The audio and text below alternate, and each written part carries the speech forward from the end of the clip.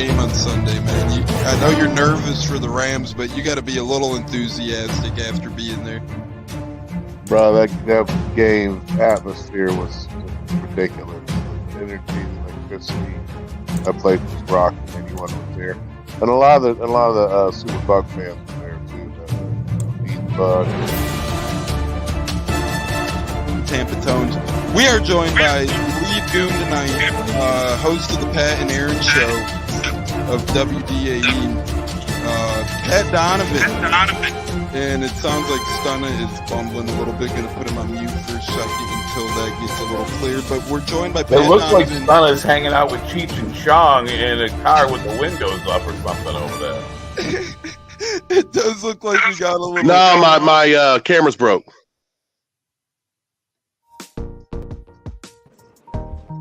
Howdy ho, howdy hey, how the hell is everyone? Sorry, had to do one last mic check there. We've been fumbling, bumbling, rumbling, not like LSOT has been, but in these intros. But the mic is back, ladies and gentlemen. We're at a great time. Speaking of great time, we got our guy, Mr. Plus, Dr. Plus in the house from Real Bucs Talk. We're going to waste no time and bring him in here. Second time in a couple weeks of him joining. Always a delightful time with anyone from Real Bucs Talk, but specifically our guy Plus. Mr. Plus, how you doing, brother? Long time no talk. Great to be back on here with you guys. So it's it's that time of year where we're waiting for training camp. So just figured I'd jump back on here with you guys. So it's awesome. Yeah, it's actually a cool time of the year to pod in a weird way because it's like, you know, it's all podding right now, or radio or old replays of games. There's nothing really to catch up on in terms of Bucs news, Bucs life, unless something kind of happens out of nowhere, so to speak. So awesome time to be able to talk to Mr. Plus and be able to pick his brain about our beloved Tampa Bay Buccaneers a little bit. A lot of drama and fluff to sort through, not a lot, but Giselle doing Giselle things. J-Lo, what the hell's going on with you? Since your name's J-Lo, you probably could talk to Giselle for us and tell her what the hell's going on. Who? I'm just kidding. No, good to see you, Tones. Mr. Pless, Dr. Pless, wherever you go by, thank you for coming on. Big fan of Real Bucs Talk. You guys always bring a lot of entertainment for me whenever you guys come on. Yeah, Real Bucs Talk is great. Speaking of Real Bucs Talk, I was digging into something that I liked thoroughly, Plus, and that was, let me pull it up so I don't butcher the name. Going to bring it up word from word, but it was one of your guys' more recent videos, so to speak, and I think you guys did a flat-out incredible job. It was a Marquis Swats continues to earn high praise one, and I've been a fan of Marquis Swats since he was a UDFA here. I kept tweeting last year during the preseason, and actually Rondé Barber kept saying watch out for Watts, so I kind of followed Barber's lead, and sure enough, almost every damn play in the preseason, Marquis Swats, when he was in the game, he caused some problems defensively. So Plus, I just want to know, what excites you about Marquis Swats? Or on the other hand, if nothing does, what is his biggest flaw? And do you think he makes an impact this year? I know last year it was a little hard for him to find time on the field, but yeah, great stuff from Real Bucs Talk. For those wondering, go over to Real Bucs Talk and find that and so many more film breakdowns. Yeah, Marquise is definitely one that caught our eye last offseason. Going into training camp, going in preseason, his name just kept popping up, and you just see him, you know, flash, especially during preseason. And then when he got his opportunity against the Titans, really, you know, stood out and just continued to, you know, be a factor, especially when rushing the quarterback and, you know, having a 23% win rate as far as rushing goes. So, you know, the ability is there. He definitely not the biggest guy, staying at 6'1". He was about 240 last year. Now he comes into, you know, this training camp at 250, 255. So added good weight.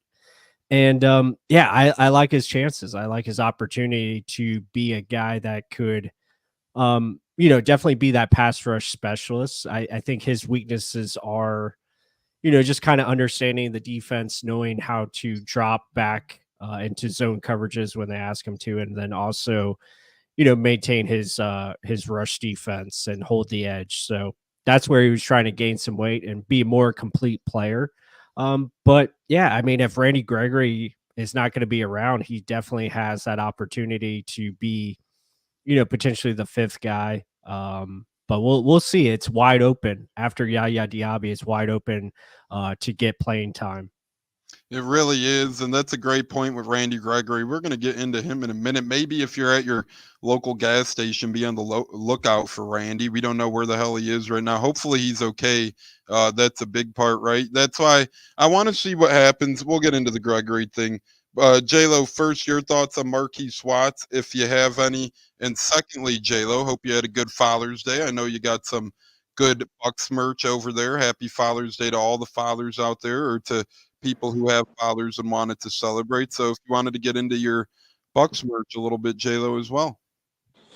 No, thank you. I appreciate it. Yeah, I spent the day with my two beautiful daughters, and you can never go wrong.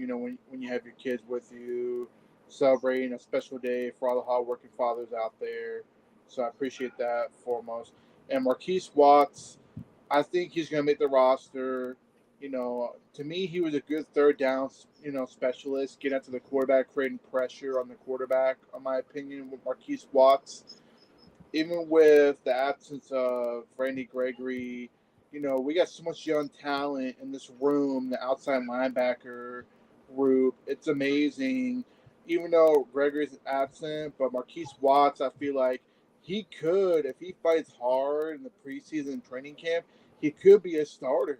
I mean, this guy could go in there and just make a lot of noise and be on the opposite side of Diaby, get to the quarterback. So I'm all for Marquise Watts, man. Give me some of him right there, get to the quarterback. Because at the end of the day, you want to get pressure on the quarterback, and that's what this guy does. Get to the quarterback and create a lot of havoc. Yeah, definitely so. Creates a lot of havoc. Speaking of creating havoc, Mr. Plus, for better or for worse, Randy Gregory, we thought he'd be creating havoc on the field. He's causing a little bit off the field. And, day one was a little concerning, but I'm like, maybe you'll see him day two. You'll hear from him day two in mandatory mini camps. Well, day two came and went, and then you kind of had the gut feeling that he was just not going to show the entirety of the mini camp. Thoughts on Gregory? What would you do if you were the Bucs GM, if you were Jason Light right now? How would you play the Gregory situation? Personally, I'd wait to hear from him. I'd see what he has to say completely, see his side of the story, because we are getting Gregory on a pretty cheap deal. But what we don't need is locker room distraction. So I want to get the full circle of things, find the whole balance of totality here. And before the Bucs make a decision, I want to make sure it's the right decision, whether it's keep him, let him go, whatever's for the betterment of the team, I'm all here for. And if Randy Gregory has a legit excuse, I know it's quote unquote unexcused, but he's dealing he's dealt with some battles off the field in terms of some personal issues in years past, and obviously he's suing the NFL right now. So who the hell knows what the hell's going on? But plus, personally, I'd like to hear from the man himself first, as we are joined by J-Lo, or not J-Lo, J-Will, Bud Cannabliss. Supply and demand is, Braswell might start down the line. That's a great point. Great job, Tones. Appreciate you, WQEE. But plus, give us your thoughts on Randy Gregory and how you would handle the situation at hand. Yeah, I'm right there with you. I think you have to wait and make sure you get all the facts, see what's going on with him, and you just hope everything is okay. I know he's, suing the NFL, so obviously maybe he's being told by his agent, stay away, or there could be multiple things there. But I think the Buccaneers are just going to wait and see, make sure they have all the information before they decide to whether that's release and move on, or hold out. Hopefully he can contribute this season. But I don't think they were going into this as they're counting on this guy. I think they were just wait and see kind of approach, and they also understand that they have a more than capable outside linebacker room, which J-Lo talked about. With you have Yaya, then you have Anthony Nelson, JTS, Chris Braswell. Those are probably likely your top four anyway. And then, we were speaking about Marquise Watts. Jose Ramirez is another one. Those are like kind of your sleepers that you have at the position, and hope to see what they can provide. But Yeah, it's just kind of wait and see with Randy Gregory. Yeah, and before we bring in the great Gene here, I do want to agree it with Plus and everything he said. It's wait and see with Gregory, and that was a good point that you brought up as well. Plus, that hey, maybe the NFL or not the NFL, maybe his camp is telling him to stay away at the moment because of the suing of the NFL and all that good stuff. So it's blurry lines right now with Randy Gregory. What the hell's going on with him? But we do have breaking news. We did line up an interview with Buccaneers wide receiver Latrell Jones. He will be joining the Buccateers. UDFA Latrell Jones will be joining us a week from tonight, Monday the 24th. The Buccateers will have UDFA rookie wide receiver Latrell Jones on the pod, and very much so looking forward to that. I've been in communication with Latrell the past week or so. I was letting him finish up mandatory mini camp, as we all do. You know, you got to let these guys finish. But the man, the myth, the legend himself from Southern Mississippi, very intrigued to pick his brain, Mr. Gene. Speaking of picking your brain, hope you had a great Father's Day, brother. How are you? Oh man, it's great, man. Great to have everybody on. Plus my man, my brother. We go way back. Good to see you, man. Glad to have you on, J-Lo. Of course, you Tones. I'm glad to be around my friends and getting to talk a little bit of football, man. Yeah, I'm honored to have you, Gene. Once again, happy Father's Day to you, my friend. Even though you look 22, I think you got a couple of kiddos out there yourself. Yeah. So all the Buccateers do besides me. I think I'm slacking a little bit, but I think a little tones right now would be a scary thing in the world, for better or for worse. But Bud brings up a good point. Should always communicate. It would take an interesting story to let Randy off the line. J-Lo, thoughts on that? Because seemingly Aaron Rodgers is off on an ayahuasca trip right now or something. And because it's Aaron Rodgers, you're not hearing a ton about it. But here, Randy Gregory, obviously not going to get the benefit of the doubt like a Rodgers would. But to me, if Rodgers is out doing ayahuasca, I hope Gregory's not with him. But I do bet you Gregory has a better example or excuse why he's not here. I will say that. The only thing that concerns me about Randy Gregory is that Todd Bowles made it known that it was unexcused for his absence not being at mini camp. So that's the biggest question. What's going on there? So I'm not saying he's going to be on the chopping block. I think he's a great depth piece. Hopefully he'll show up at training camp, whatever's going on between him suing the NFL and the Denver Broncos on whatever he's got going on with them, with the whole THC, whatever. I looked a little bit into it. I'm not too worried about Randy Gregory. If he shows, he shows. If he doesn't, he doesn't. At the end of the day, we're well depth where we're at. If he shows up, cool. More depth, more experience, what the young guys need. If not, we'll keep it moving. Like Todd Bowles says, he's here to coach the guys that are here, and that's what he did. For the most part. And Aaron Rodgers, whatever. You want to discount double check ain't doing any discount double checking right now. That's for damn sure. No, I mean, like he's not showing up, but yet you're supposed to be a leader and a good example in the locker room. You're not showing up because you want to be somewhere else. And it does remind me of when Brady was missing, and I know he had personal problems, but I was not a fan of Brady missing. I did not like Brady missing. It was not right for the team. I know Brady had to take care of problems himself, but no offense, I'm sure everyone in that locker room has some sort of problems going on to deal with. And I know it's Tom Brady. I know it's a GOAT. So, yes, he gets a little more leeway, and so does Aaron Rodgers, apparently. But the bottom line is, whether your name's Aaron Rodgers, Tom Brady, or Randy Gregory, I want your ass at practice with your teammates, getting that camaraderie with the rookies especially. We don't need any Where's Waldo situations going on here like we had with Tom Brady a couple of years ago. But what made that even worse was that was August. We had Brady missing in August. We had him missing in preseason games. He didn't surface until week 3 preseason against Indianapolis. And again, he did not look himself that year. And I know it's a different sport, but you're seeing it now in Major League Baseball. You had some top-of-the-line stars, Jordan Montgomery. You had Blake Snell, former Tampa Bay Ray. These guys signed late into spring training. They missed all of spring training, and now they're awful out there right now. Tom Brady missed a lot of minicamp and a lot of other things. He was bad out there. I don't want to hear an excuse from Randy Gregory. If he does stick around on this team, as Pops chimes in from Twitter and says, yeah, let's hear from Randy first. I do agree. But if he does stick around, Gene, but he misses all this time, I don't want to hear excuses on why he might be a step behind. And that goes for Aaron Rodgers, too, and anyone else who might have missed time to this point. I'm good with it. I mean, it's not drawing attention, away from the team. Him not being there, yeah, he's not there. He's been in the league long enough. I feel like he could come in and kind of pick up where he left off. I know you talk about cohesion, but he's not like a main focal point of this defense. Like you guys have mentioned, you guys have rattled off names, and these guys are hungry and they want to play. They want to get time. This guy is going head to head with the NFL and the Denver Broncos. Again, I think it's probably in his best interest not to be at camp. But at the end of the day, we haven't really heard from the general manager. We don't know, and I promise you that this is a very well-run organization. We've not been able to say this for a long time, and I believe that they have something in place, just in case. And I think that it'll get handled, one way or the other. It'll get handled before we kick off, for our first game. So I'm not too worried about it.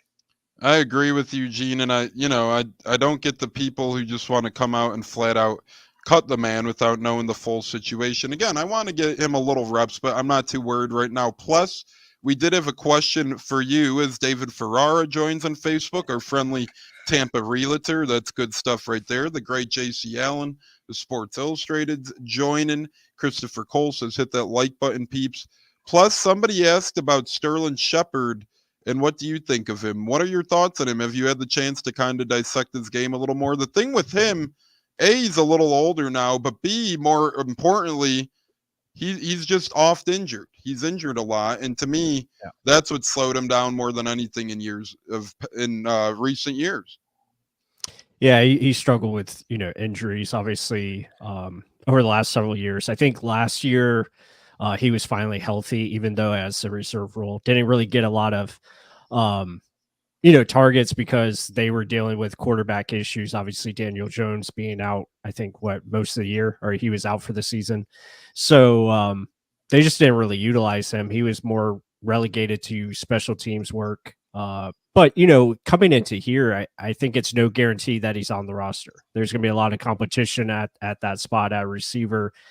You probably have your top four, which we talked about with, Mike Evans, Godwin, J-Mac, Jalen McMillan, and then you have Trey Palmer, in the mix there. So those are likely your top four receivers. And then after that, it's pretty much you're probably going to have two more receivers. I think they keep 6, maybe 7, but that's probably pushing it. It really just depends on how the special teams is going to work out with the kickoff return. That's what you're looking at, as far as, who they keep extra guys at, certain spots. But yeah, Sterling, I think he has a good opportunity, but I mean, still have Raheem Jarrett. You still have, I'm really excited about Cameron Johnson. I think that's a guy to watch out for. And then, we'll see, what, you have your guest on next week, and Latrell Jones. I think that'll be an interesting one. He got some good experience at Southern Miss, put out some good numbers. So, yeah, I mean, it is not going to be easy to make it on this team at receiver. So, definitely a guy that has veteran experience, played with Baker Mayfield. I think you can never have enough of those type of guys that can come in, kind of fill that. Who's the guy from last year? David Moore. Yeah, Dave Moore. Speaking of, real quick, he's on the Panthers now, Jonas. But go ahead, plus. Yeah, so that's pretty much what you're looking for from Sterling Shepard. Provide a vet that can come in, make plays inside or outside, fit the offense, and maybe go on the practice squad if need be. Yeah, and plus you're right on multiple fronts. And we do have some comments now with the Randy Gregory thing, but we do also have Cephas Johnson. I think the regime likes him a lot, although I don't think it bodes too well for him, sadly, not being mean. But we do have a good plethora of competition here for these young guys. And Cephas is a guy I expect to stick around on the practice squad at least. And hopefully our guy Latrell could as well. Very excited to talk to Latrell Jones a week from tonight. If you guys missed it, rookie wide receiver Latrell Jones will join us. Randy Gregory would have to pay the fines. I will let you guys know that, but he does get his guaranteed money if he does get cut as well, regardless. So Randy Gregory would get about 1.4 to 1.5 million in guaranteed money, but he would have to pay those fines. So he'd still be making money. It's not like he'd lose out if he did get released at this point, because the Bucs did guarantee him money. But Nathan says Randy Gregory. The thing with Randy Gregory, you can't always look at the sacks, right? He's been impactful pretty much everywhere he's went to a certain degree. There's a reason why the 49ers went out and traded for this guy last year, right? Because San Fran seen a guy who could elevate their pass rush, or at least help their pass rush maintain focus. And look at where that got him. It helped get him to the Super Bowl. Now, granted, I know Gregory didn't play a ton there. And in Dallas, he was incredible. Denver gave him a lot of money, and he just couldn't stay on the field. But when Randy Gregory's on the field, sack numbers aside, he's always making plays, and he's always making his name heard. So I would like to see Randy Gregory be a part of this Buccaneers team. And again, I think we got him on a contract steal. And speaking of steal, I don't know if you guys saw, but Mascot Day, National Mascot Day is today. And I think between the two Bucs mascots in our history, Bucko the Bruce, not our co-host who's been missing for months and months and months from the show, but Bucko the Bruce and Captain Fair, I think the Bucs have two incredible mascots. Their recent one is Captain Fair, but when we do our throwback game, they do bring out Bucko the Bruce. And Gene, I know you're a young 40 years old, 38 years old, 34 years old, but since you're our leading veteran here, I kind of want to get your thoughts since it is Mascot Day. Interesting question for you, Bucko the Bruce or Captain Fair? I love Captain Fierce. I love the energy. I've been around both of them, but just getting to see him, seeing him and when we went to Germany, getting to see him out there interacting with the fans and stuff.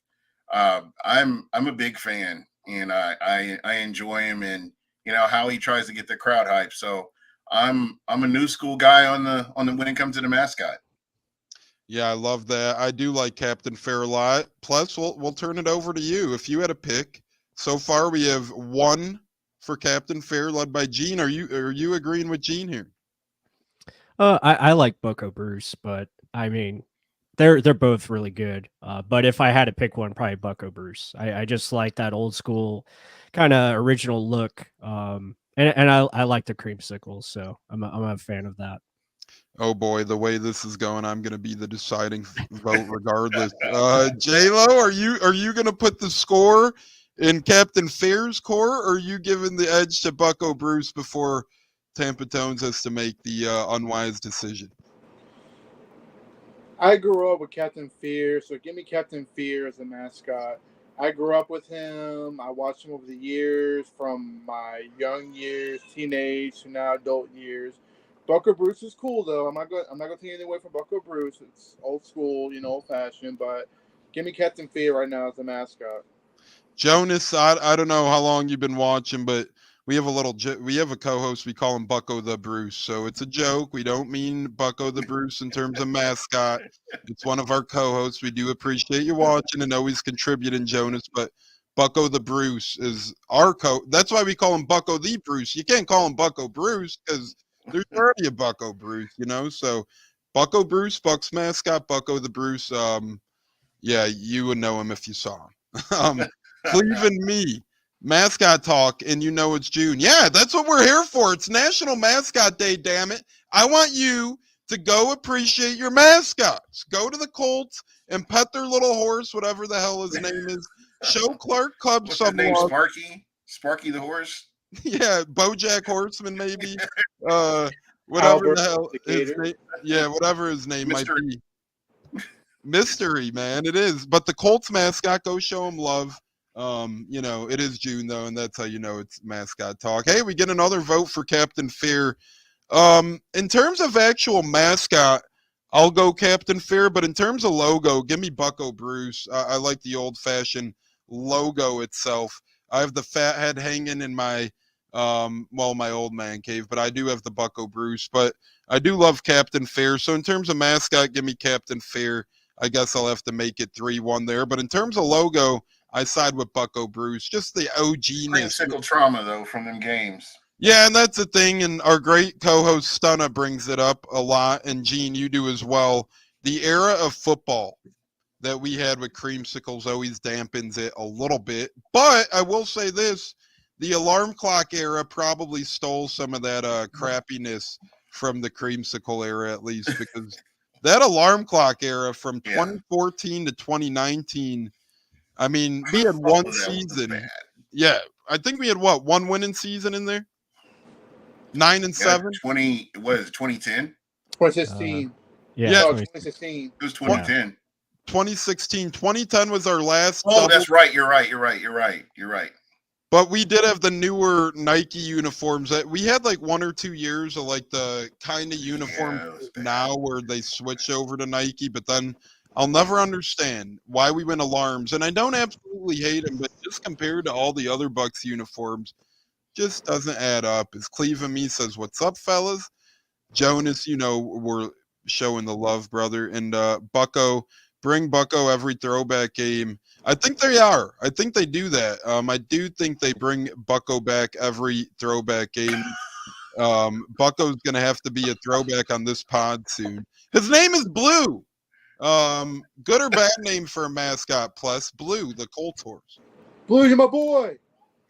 No, I think that's a good name. Yeah, it's simple. Wait, he is probably going to get. No, the horse is a he. Well, all right, whatever. We're not getting into all these. Don't do it. Don't fall for that trap. No, we're not getting into these shenanigans. The horse is a horse. We'll call the horse a horse. Saints can't afford a mascot. Oh my gosh! All their money goes to overage veterans, I guess. So the cap. Yeah, the cap and the Winston alarm clocks. I'm loving the chat tonight. Shout out to Nathan Elliott, Jonas, Bud, Emily. Emily's coming. Eric. Oh, Captain Gene, Deer. Would you be the mascot? Would you be Captain Beer? I would if I got beer out of it. Absolutely. Speaking of beer, where Emily, you know, for once she actually said something constructive that I can get with. Wow. 4th of July is coming early. We got fireworks tonight, ladies and gentlemen. Don't worry about the 4th of July because it's the 17th of June and we're banging them here tonight. Fireworks, that is, as we are on the Buccateers, and Kenneth Rubright joining us live on Facebook. We got a great chat going on. Richard, good afternoon or good evening to you, however you view it. Hope your workday was great, and hope your Father's Day, if you're a father, was good as well, Richard. We appreciate that and all of that. And Donnie Pepin Steppin is joining us on Facebook as well. Gene, Bear Draft. We're up to 13, I believe, and we're just getting started here. If you had I don't think we could really pick and choose, but it's been fun assembling the list of beers. We have a lot more than I thought we would. Yeah, absolutely. I'm biased. I'm gonna have to put all my bias aside, and you know, I'm a Cigar City guy, but I'm down to try all these different beers. You know, I'm looking forward to it, and I've actually been scoping them out, and you know, they're available everywhere. Are we throwing Heineken in there, Jay? Yeah, throw Heineken in. Why not? All right, throw it you in. got it. Jay, we shall receive. There you go. It's that easy. And for those of you, I'm guessing everybody by now knows about our bear draft. Is wow, we're getting rated R here in the chat talking about mascot. I never knew mascot talk could turn this dark. I love it though, but you know, mascots are going low and behold here. I'm a Guinness guy, Richard. Does that nominate Guinness then? Is Richard nominating Guinness? Yep. We can throw it in there. Yeah, we'll throw it in there as well. And for those unfamiliar, I like Guinness too. It's that beer that's heavy though, so you know, about 2 Guinnesses and I'm feeling like an Irishman on St. Patrick's Day. Let's go, baby. Let's see. Guinness was Richard. Okay.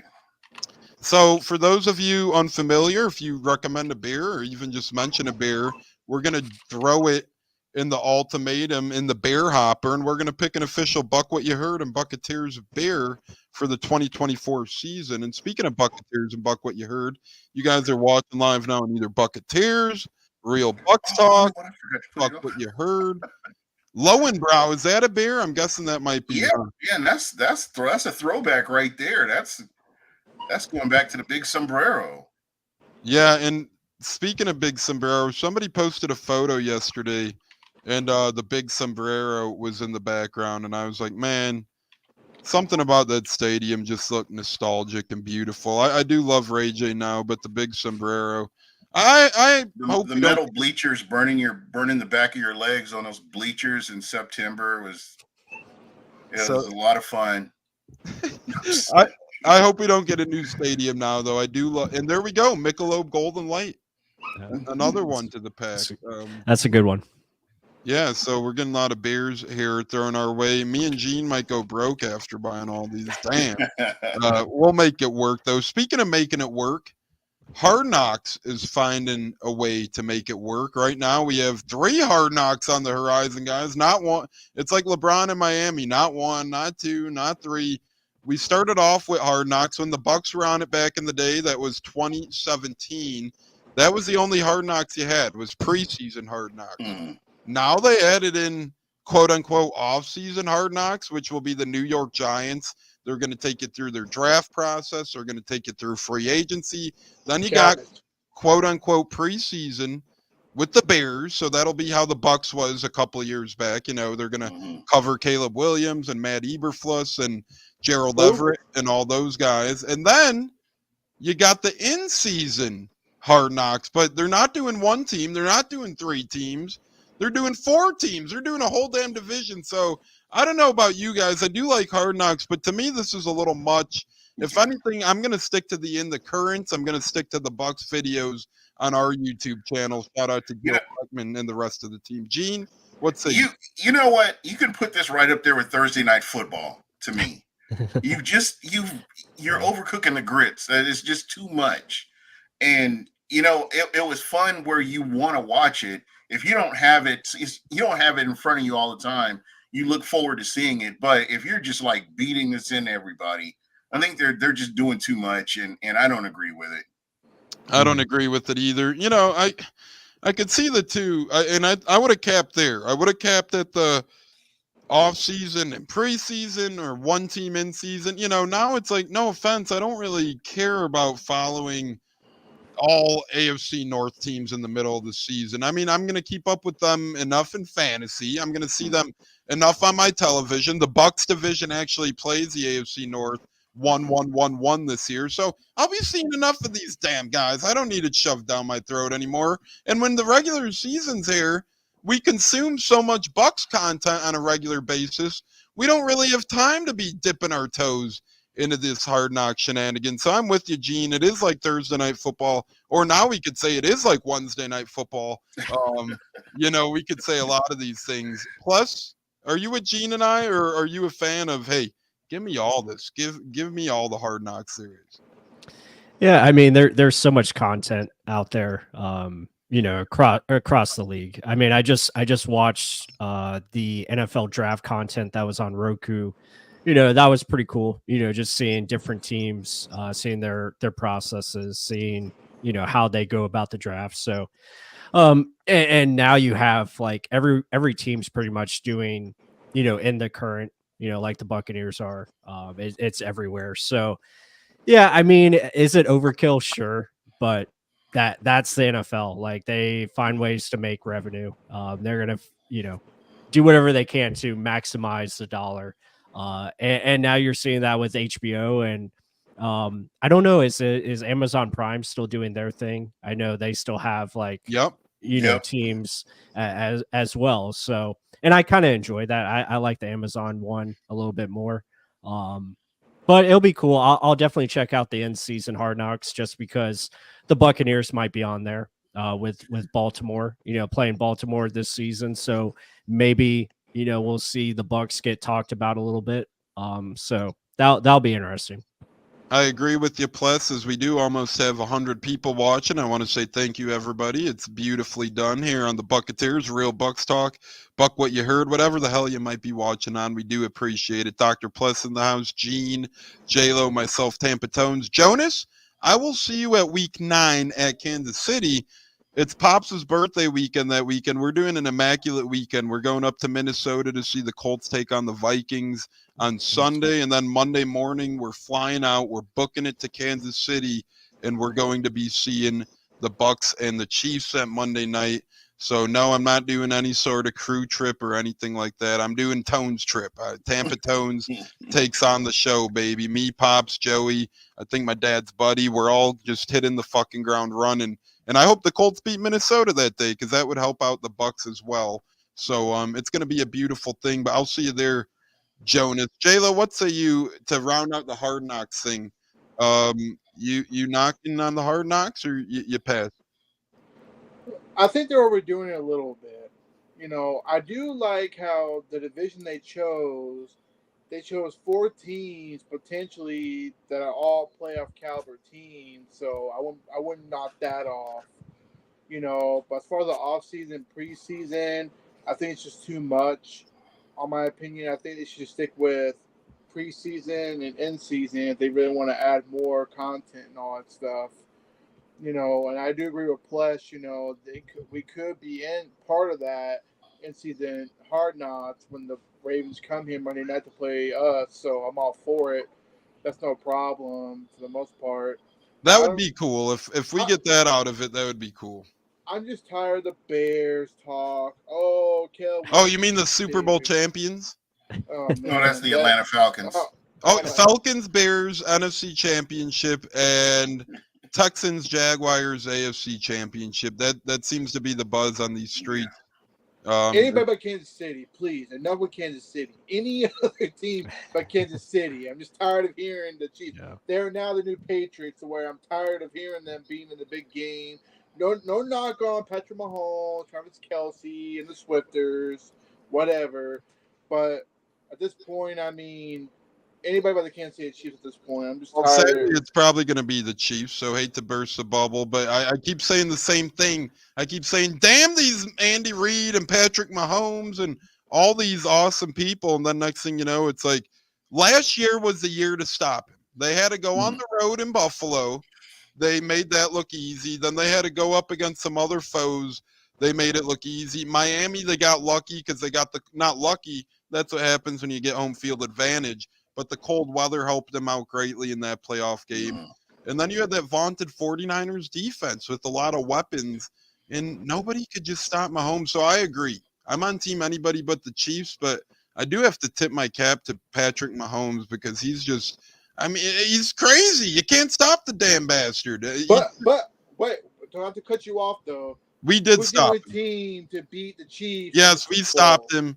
We know that. Tom Brady and Joe Burrow are the only two quarterbacks to actually beat Patrick Mahomes in the playoffs. So there you go. I guess we're going to have Joe make a resurgence. We know Tom isn't making a resurgence, but one thing he is doing is he's making headlines. He announced his first game. The UFL. He was an announcer. I don't know if you guys caught any of that. And if you did, that would be very, very interesting. And other than that, Giselle is now crying all over the place that the roast of Tom Brady broke up her beloved boyfriendship with whoever the hell she cheated with. She was on borrowed time. That dude was going to leave her anyway. Yeah. She was on the clock. That's just all there was to it. Yeah. She left Tom Brady for a Brazilian jiu-jitsu guy. Yeah, she was on the clock. It was a matter of time before he got fed up with her. Yeah, and we know he was probably just looking for a couple pumps and said, I'm good. See you later. Thank you, Giselle. You were very nice, but I'm good on you. And, she's probably high maintenance gal. If you can't survive life with Tom Brady, probably not easy to survive out there. Is our guy Josh Hughes joining us from Pewter Report? Did y'all hear Kansas City is the new Patriots? Pretty damn much, my friend. That is that. Plus, What's a bigger or cooler storyline to you? Tom Brady announcing his first football game and it was a UFL one, or at least making his first appearance, or Giselle getting all rambunctious and in her feels about Tom Brady's roast allegedly ending her cheating hood with the jiu-jitsu man. Yeah, I would have to go with Tom Brady calling it his first game. I mean, Giselle, I could care less. I mean, Yeah. let her live her life. You know, she's, you know, it is what it is. Whatever. You know, people go through that all the time. So, Tom Brady, yeah, calling his game. I listened to a little bit. It sounded, he sounded professional. Sounded like he, knew what he's doing. So that's good. But yeah, we'll just have to wait and see how it comes this NFL season, and I think he'll do a good job. Yeah, and I don't know if you guys seen, but Tom Brady actually presented the trophy, the championship trophy yesterday to the MVP of the game. So that was pretty cool. He presented the trophy to Adrian Martinez, and since it was in St. Louis, he was heavily booed, and a lot of the members there said they don't forget Spygate, blah blah blah, crybaby mother. Not going to finish that, but a lot of quarterbacks deflated the football. Brad Johnson came out and said he did that. Trent Dilfer came out and said he did that. Multiple quarterbacks admitted to that. J-Lo, are you a plus here? Kind of screw Giselle. I'm over that and interested in the Brady announcing. Oh yeah, agreed. I mean, Giselle's Giselle, whatever. You're not with the guy no more, whatever. And by the way, F you for making it so difficult for Tom Brady to come back out of retirement, but that's a whole other discussion. But good for Tom Brady to go into commentating. I think he's going to do great where he's at. Very knowledgeable of the game. And one thing I want to throw in there, I think he's going to be commentating the Bucs and 49ers game later this season. So possibly could be a possible Ring of Honor for the Bucs. That's another discussion as well. That'll be But November 10th at 1 o'clock Eastern. I might have to, put my bingo chips and go to that one for sure. Show my love for Any what rumors about the Ring of Honor? They're supposedly, because like Ford, who's the CEO of the Bucs, said no, but he also didn't mention there's a possibility depending on Brady's schedule. Because to me, I feel like he does the Ring of Honor because he did a lot of good when he came here. He got us a Super Bowl in the first year and got us back on the map as far as being a competitive team. Even though he wasn't there last year, but at the same time, he did a lot of good here, a lot more good than most free agents we ever brought in here in Tampa Bay. And that's a whole discussion if you ever want to talk about it. But I feel Brady commentating, it's going to do him a lot of justice because he's going to enjoy doing it, talking football, take his mind off going to play for another football team. There was speculation with the Vegas Raiders, possibly bringing him in as the owner and a play, which I don't think that's possible. You can end the 49ers talk. They got Brock Purdy. The fact is, Brady finished his career as a Buccaneer. And Well, we'll see if he is the ROH guy. It'll be interesting to see. As BB King says, Brazilian firecracker with no one to light or fuse. Yes. Well, if Brady can't light your fuse, then probably no one.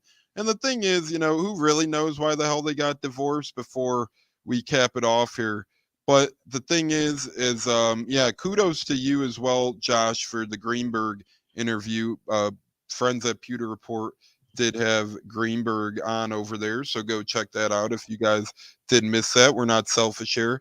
We like to spread the love. Giselle isn't my cup of tea. She's a good cup of tea. Yeah, we'll say that. But yeah, my seal of approval on the whole Giselle thing is sometimes what goes around comes around, and she probably got what she deserved, and I'll leave it at that. And Brady announcing interests me more because Brady's announcing career is what we're going to be talking about here. No offense to Giselle, no one's really going to care about her personal life moving forward.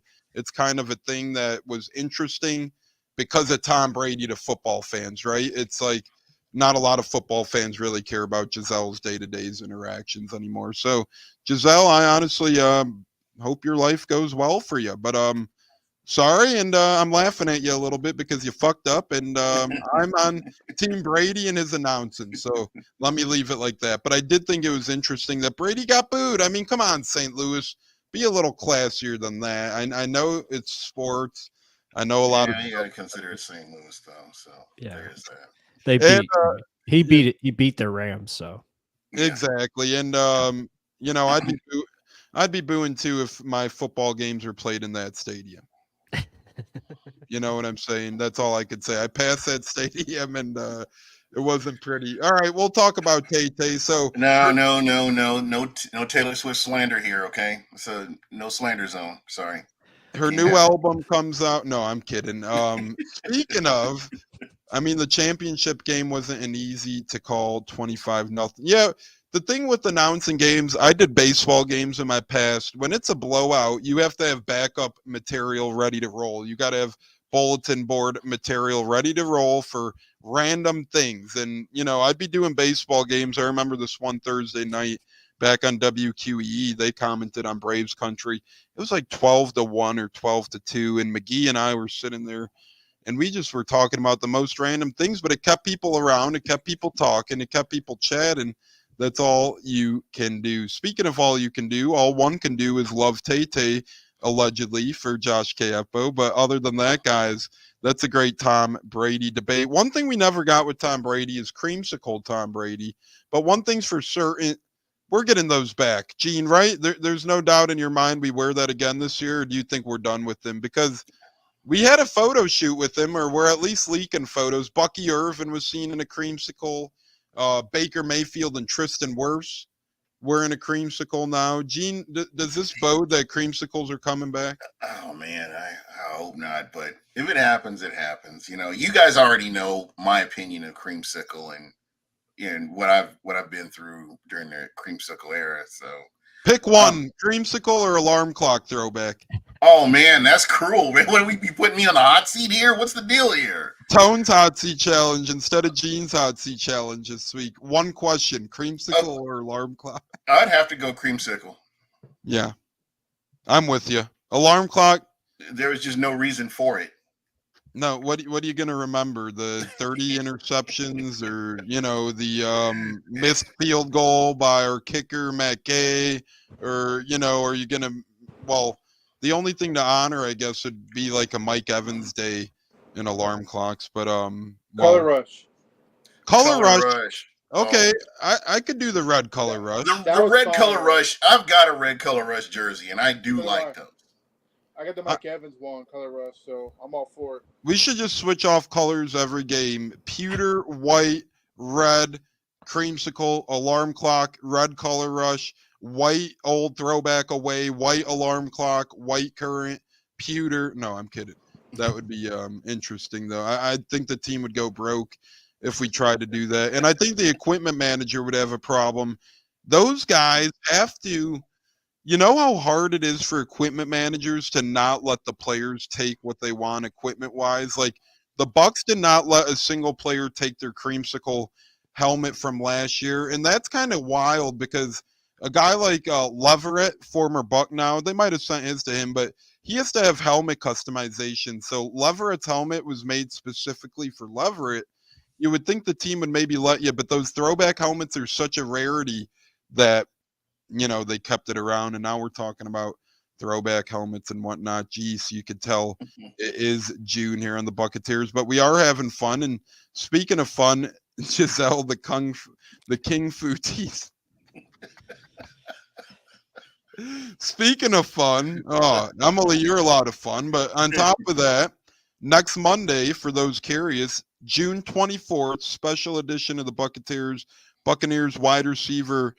rookie wide receiver Latrell Jones from Southern Mississippi will be joining the program. That'll be a lot of fun. And we also are trying to line up an interview right now with Buccaneers interior D lineman Mr. Brewer. So that would be cool as well if we got the former Bill D lineman on Brewer. But we do have Latrell lined up for next Monday, Southern Miss. And at least we made creamsicle playoffs in 79. Yeah, and that's why they're better than the alarm clocks to pretty much all of us, I would think. But other than that, football-wise, we don't really have a lot of buzz going around. But, Gene, if you could kind of pick or choose just one thing from the offseason before we get to our exits and final words here in a little bit. Gene, if you could pick one thing from this offseason that makes you excited for the 2024 season that the Bucs did so far, whether it was the draft, the schedule, free agency, what would you say, Mr. Gene? I would say the defense. Really looking forward to them. The players that they've brought in, former players, and just the way they've drafted and just kind of built around some of the departures. And he that won't be named in Philadelphia. I don't think you're going to see a drop off in his position. And I'm really excited just to see what Todd Bowles puts together. These guys are all familiar with each other. And, barring any injury, I think that the sky's the limit for him. Yeah, and we know Emily's favorite player is Devin White as well. So we're going to make sure to get her some Eagles T-shirts. We'll get her some Eagles hats. We can get her a Devin White jersey and a hat. I think they were $2 on the Bucs team store the other day. I think they actually paid you to buy the jersey or something like that. But no, Devin White, man, I agree with you, Gene. Not only our additions on defense are interesting, but our subtractions make it interesting as well. And some like a Devin White are not a knock on him because I did like him a ton at one point. I can't lie. Well, he wasn't going rogue. Yeah, he was okay. Right. And now it's sad to say, but I'm looking forward to our team without him. It's gone to that point. One guy I find interesting to replace, and I don't think it's going to be easy as people make it up to be Carlton Davis. I think will be a bigger loss than people realize. And I do think we have the corners and the bodies. We have a deeper corner room this year than last year, that's for sure. So I think we could shore it up a little bit. But man, Carl, to that point, and I'm going to hog up time here, but no, we're good. Plus always talks about it. Getting home with 4. You can get home with 4. It alleviates so much pressure on your linebackers, your secondary, just everybody else on the field. If your guys are putting pressure on the quarterback, it's going to help your secondary. And to me, that's what I'm hoping that we see with the combinations of players that we have starting out the season.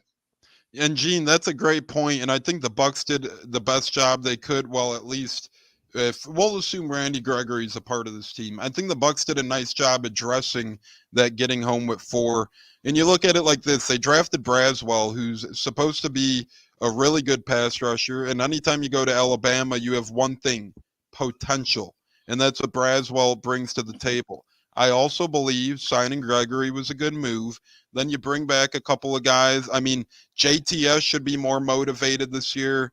I've seen some people that said they wanted to trade him. To me, that would have been awfully dumb to trade him because you would have got nothing of value in return for a guy like JTS. You would have been selling pennies on the dollar. And at the same time, JTS is going into a contract year.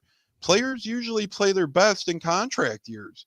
I'm really looking forward to seeing what JTS brings to the table this year. I think Yaya Diaby is going to be better this year. I think he's going to be bulked up.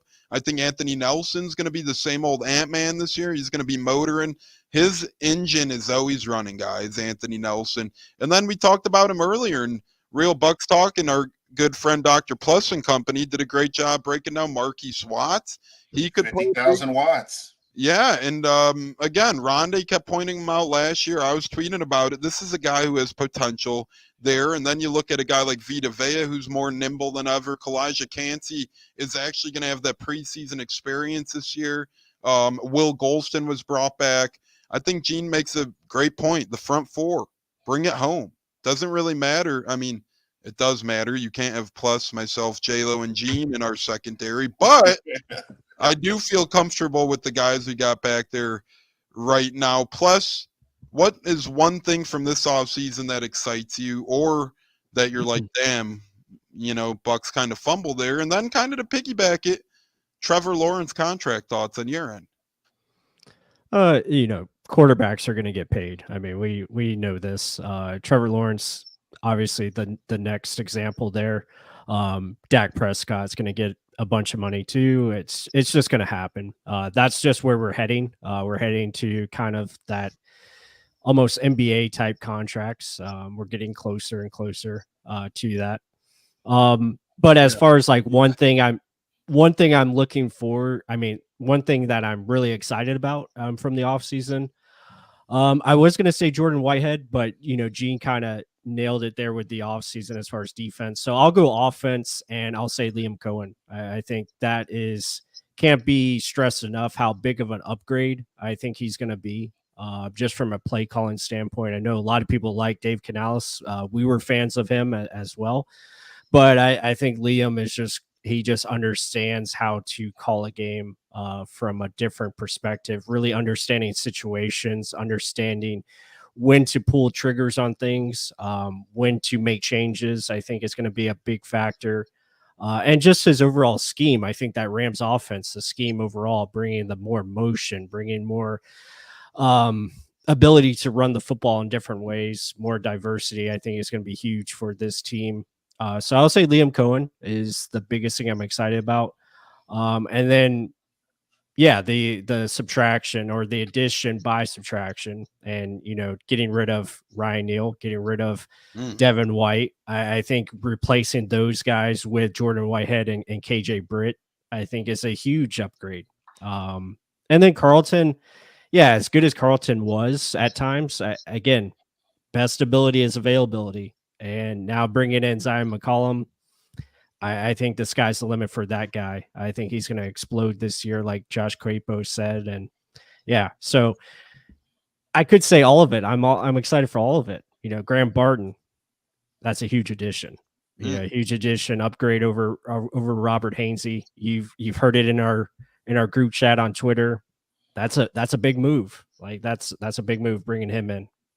Yeah, and people don't realize Cody Mauch playing every snap last season is very beneficial on multiple fronts. It shows his durability. If you're an offensive lineman as a rookie, non-first round pick from not a small school, but quote unquote a smaller prospect school in terms of draft prospects, that's pretty incredible within itself.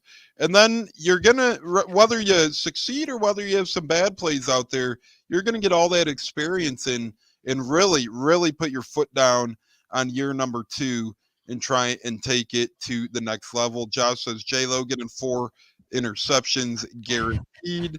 I'm hoping Tyke Smith has a breakout year. No one talking about special teams coordinator change. We're not done yet. It could come. J-Lo, are you going to talk about replacing special teams coordinator, or are you going elsewhere for something you look forward to? And piggyback that with we had one question here. Let me see. Where was it? Oh, Zion McCollum. Just thoughts on him. Well, I mean, I'll put it in perspective. I mean, he took a lot of my ideas. I mean, overall, you got to give Jason Light credit and his team for what they have done. Bringing in a new offensive coordinator, making all the right moves, bringing back Jordan Whitehead, trying to fix the offensive line, which would, I feel is a big benefit because it's going to help Rachaad White get better. I'm looking more forward to Rachaad White, getting over 1,000 yards rushing. The guy's very underrated. If you watch some of his highlights, this man made plays on open field. I mean, Tone, you and I were both there live against Tennessee when he made that one little screen and turned into a big touchdown. So give me Rachaad White. And then Zion McCollum, I feel if he stays healthy, that's the number one thing. If he can stay healthy, I feel he'll be a big contributor on the defensive side of the ball as far as that goes. Just, you got to do better than Carlton Davis and Jamal Dean on intercepting the ball. You got to catch the ball. You take away the team's momentum on defense, and then you create more opportunities on offense to go in there and score. And let me tell you, this offensive line, if I'm not getting too overhyped because I'm becoming a homer, but if you put Barton at center and you got 2 veterans between the guy we brought from Philadelphia and then Breland, I believe his name, from the Giants, I feel that this could be pretty close to what we had in 2020 with the offensive line, not to get overconfident, to create open run plays to take less pressure off Baker Mayfield getting hit. Because when you have an injured Baker Mayfield, he doesn't play well. He doesn't. We all know that. So if you get a running game going with this new offensive line, then I think we're going to see a lot more like top 10, top 15 offense side of the ball on offense. So give me Rashad White and offensive line of what we can do. Yeah, Thank you. I'm gonna tiptoe into the special teams role, and maybe or maybe not, because Josh mentioned it. But I was gonna talk a little bit about it, regardless, for multiple reasons. Devin Tompkins, I was never personally a fan of what I've seen on the football field from him. Granted, that aside, I just never thought he was that great of a player. Offensively, had really bad stats last year, averaged like 4.3 yards a reception, was ranked 14th or 15th in total return yards, which, if you're a playoff team, you'd like to see that exceeded. On top of that, Keith Armstrong was an awful special teams coordinator, in my opinion. So to get a former NFL player like Thomas McGoffkey to replace him, I think that's awesome. I love former NFL players as coordinators. Todd Bowles, former NFL player, as a coordinator.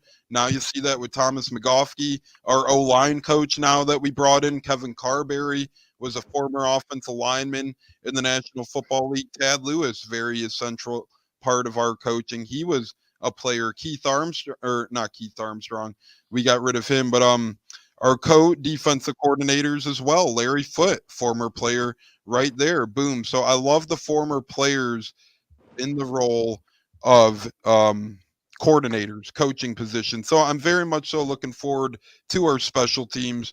And I like Joshua Hayes in the special teams role. He had an all-pro vote as a special teams player last year.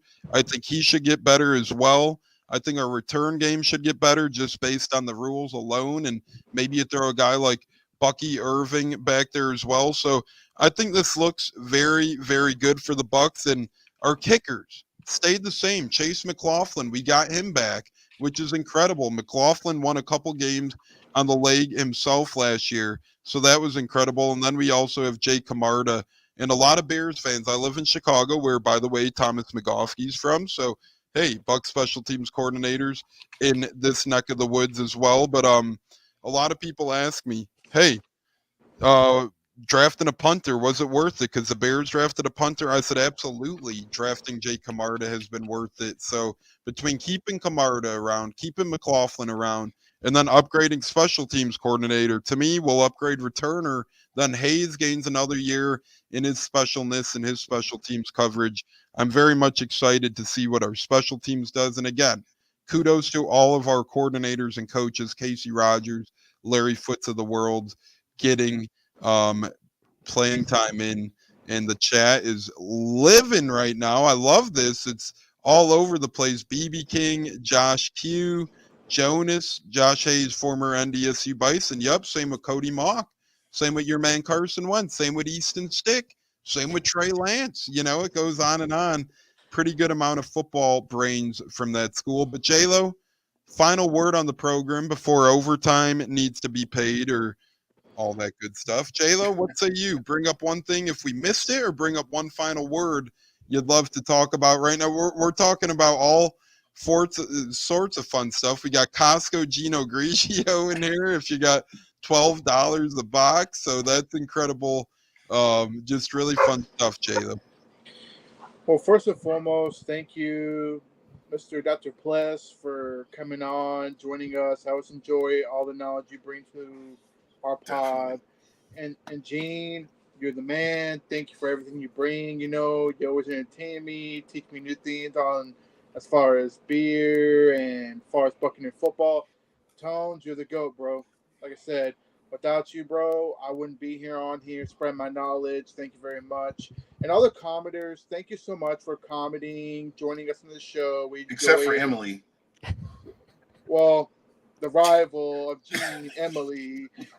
And I will say this, though. As far as special teams go, since Josh Capel kept pushing it, give me Bucky Irving at kick returner for this coming season. This kid will break tackles and make men miss. I can't wait to watch this kid get out there. I think he'll be our kick returner. Maybe He looked nice in that creamsicle photo shoot. Oh, my God. He looked, man. Oh, let's put your hands where we can see him, J-Lo. You know that you look. All right, we're good. We're good. J-Lo is just enjoying the creamsicle. It's El Monito. joining us on Facebook Live as well. We appreciate it, El Monito. But J-Lo, love having you as always, my friend. Always a great time with you, brother. Once again, happy Father's Day to you. Mr. Gene, anything we missed or any final word you might like to bring to the table on Buck What You Heard Buccateers Real Bucs Talk extravaganza on this Monday night? I love the majority of the Bucs podcast community, everybody working together. You get to see Pewter Report on here, Sports Illustrated, Real Bucs Talk. I mean, we're all coming together, and I mean, there's enough room for everybody, and there's quite a bit of knowledge out there, and it's greatly appreciated. So I appreciate all you guys, and thank you for everything you do. Yeah, and Gene's so right. It's better to come together, and that's why when Gene hit me up earlier this spring or summer, maybe even the winter, I don't know, time's freaking flying, but he's like, hey, want to collab, Buck What You Heard, Buccateers? I'm like, why the hell would I not want to do that? A, I love Gene. He's a great guy. And B, to me, my motto is always the more mouths, the merrier 90% of the time. There's one out of every 10 out there that you're like, I don't really, I'm good on this guy on my show. Yeah. But other than that, Gene's completely right. And I feel like Bucs have a tight group. We're a tight community compared to some teams and fan bases out there. And it's just awesome. So whether it's been Gene or Plus or J-Lo, it's always a pleasure here on the Buccateers talking with all you. So I agree, Gene. We do a great job as a Bucs community spreading the love, sharing the love 90% of the time. That is, won't name names. No, I'm kidding. But J-Lo or Plus, final word, brother. I know J-Lo, sorry I got to you already, but Mr. Plus, final word for the program. Got me hyped for that. No. Keep your hands up, J-Lo. This is the point in time where just keep them up. This is a family show. Everybody. Go ahead, Plus. Go ahead, Mike. Oh, no, you're all good, man. I appreciate the platform. Appreciate you guys having me on as always. And yeah, it's been a great off season so far. I think you just have to be excited about what's to come for this season, especially for the Buccaneers and just the NFL as a whole. I think it's going to be a really cool season, really fun season. So looking forward to that. And yeah, if you haven't, be sure to hit that like button, help support all the channels on here. And it's going to be a lot of fun. I just can't wait to dive into preseason and get into more game tape. And I think there's always going to be some surprises, especially from this undrafted class as I continue to dive into it. That's been kind of my theme over at Real Bucs Talk, really diving into what kind of prospects we have. And there's a couple gems out there that I think are going to surprise, and I'm hoping can take over for some certain players that I won't name, but yeah, it should be a lot of fun.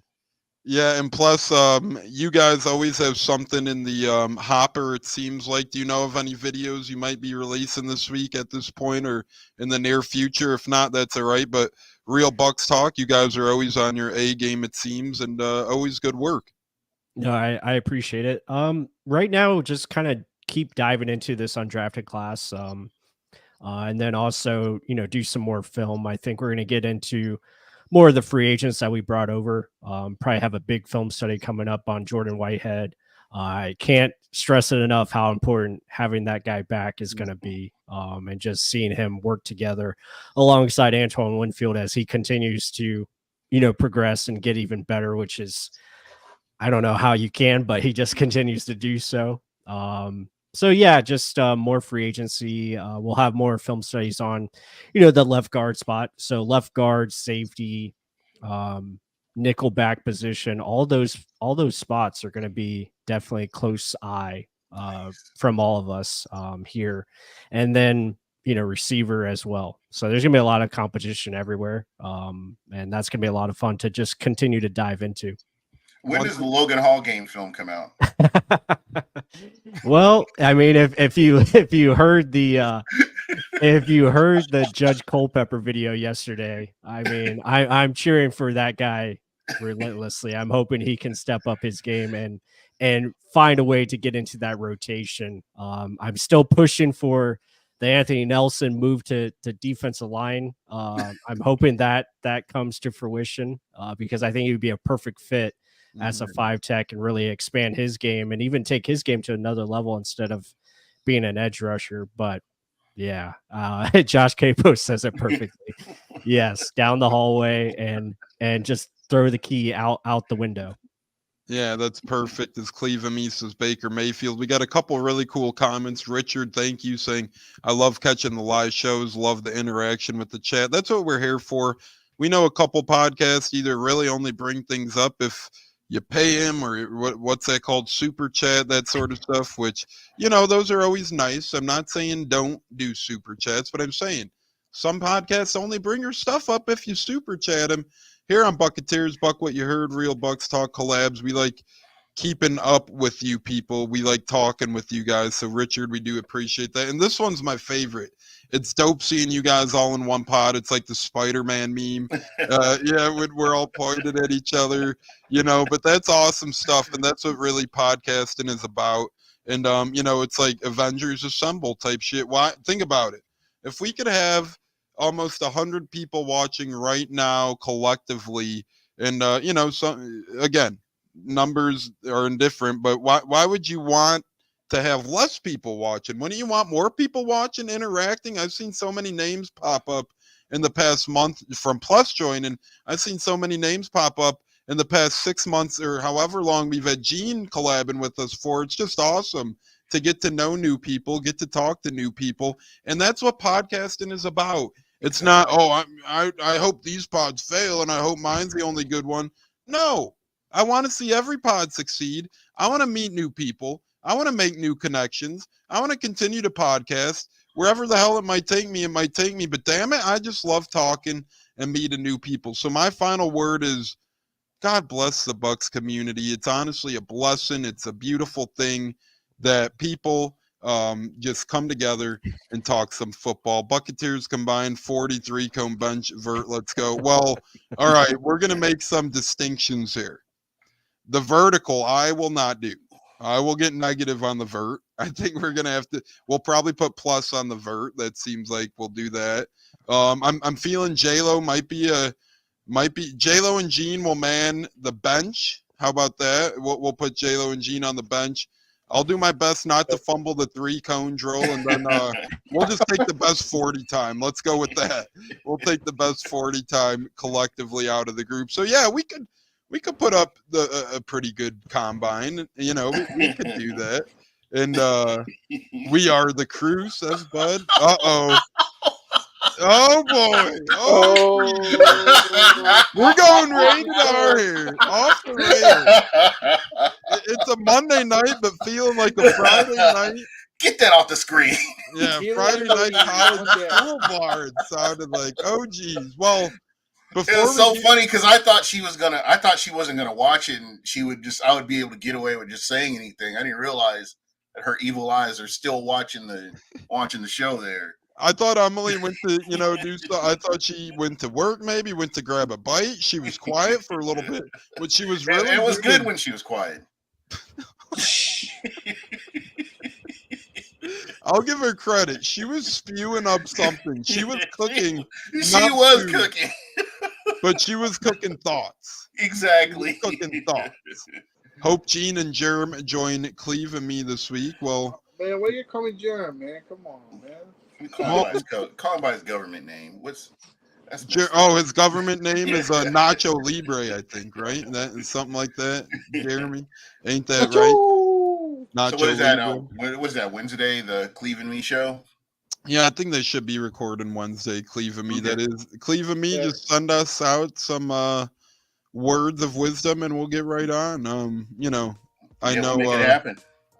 Gene and J-Lo charge only like 30 to 40 an hour, I think. Okay. So not too bad of a going rate right there. But yeah, that's a discount rate when it's a no bear type of night, what I'm saying. But other than that, fellas, before I really have to put you on overtime's payroll now, and Godspeed to that, I'll talk to you fellas off the air about what my money's going to. But other than that, fellas, it's been a great episode with Gene Plus from Real Bucs Talk, Gene from Buck What You Heard, J-Lo from Buccateers. Wait, JC, we just said Wednesday. Now you're saying tomorrow. Everybody's all over the place for Cleve and me here.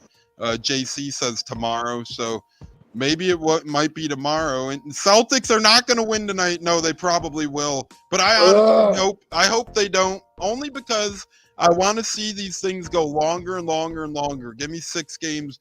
Give me 7 games. It's a damn championship. Damn it, Gene. No Boston championships, please. No Boston. JC's such a busy guy that he can't do Wednesdays. Well, JC, your boys will be row 1 at the Cubs game tomorrow, so I don't know if tomorrow's possible either. But yeah, I got the Maker's Mark barrel room tomorrow, row 1. It's gonna be incredible, all you can eat and drink. But instead of talk, who watches the NBA anymore? Wow, the gloves are off here. We're heating up here on the Buccateers. This has been a oh boy. Jerem's a jabroni. This is getting out of hand. Before we get more out of hand. God bless you. Gene Deckeroff taking us out of here tonight. 3-2-1 touchdown Tampa Bay. Buccateers, real Bucs talk. Buck what you heard. We're getting rated R tonight. Emily has been a treat. Josh has been a treat. JC Allen's been a treat. Cleve and me, Olivia, Jonas, Bud, everybody who has made Richard and Kev, you've been incredible. Everybody. If I forgot you, I'm sorry.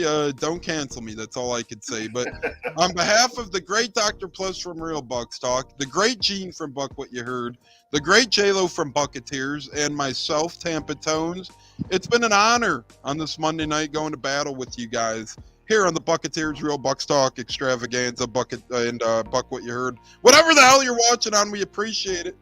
Guys, you all be safe out there, fellas, and everybody have a blessed Monday night. It's been a lot of fun. It's been beautiful. And, yep, here we go. Closeout time. See you later, fellas. Thank you guys for joining us tonight. Thank you.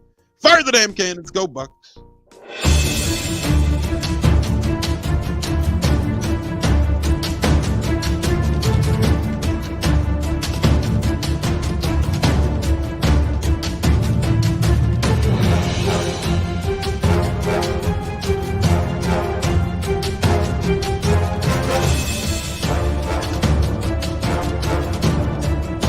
Game on Sunday, man. I know you're nervous for the Rams, but you got to be a little enthusiastic after being there. Bro, that game atmosphere was ridiculous. The energy, the electricity. That place was rocking. Anyone was there, and a lot of the Super Buck fans were there too. Bud. Tampa Tones. We are joined by Lee Goon tonight, host of the Pat and Aaron Show of WDAE, Pat Donovan. And it sounds like Stunna is bumbling a little bit. Going to put him on mute for a second until that gets a little clear. But we're joined by Pat It looks like Donovan. Stunna's hanging out with Cheech and Chong in a car with the windows up or something over there. It does look like we got a little. No, my camera's broke.